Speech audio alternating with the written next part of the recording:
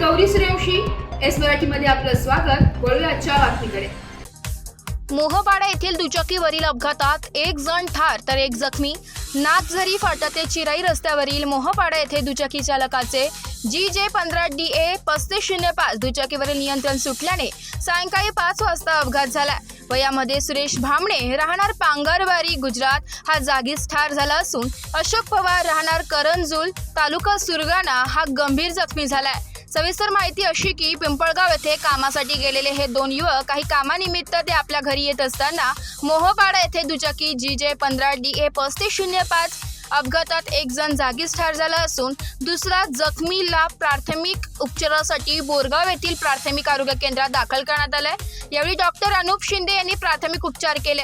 यावेळी पंकज चव्हाण, पुंडलिक वटाणे, दीपक बोरसे, मनोज पवार, किशोर गावित, हर्षल पवार तसेच मोहपाडा येथील पोलीस पाटील यांनी मदत केली आहे। घटना कळताच घटनास्थळी सुरगाणा पोलिसांनी धाव घेतली होती। सुरगाणा पोलीस ठाण्यात मोटार अपघात दाखल करण्यात आला असून पोलीस निरीक्षक राहुल मोरे यांच्या मार्गदर्शनाखाली चेतन बाबुल मांगू भोये तपास करीत आहे। बोरगाव येथे एक शार्ट ॲम्ब्युलन्स नसल्याने दुचाकीवरील मयत युवक जवळपास 1 तास त्या ठिकाणी पडलेल्या अवस्थेत होता।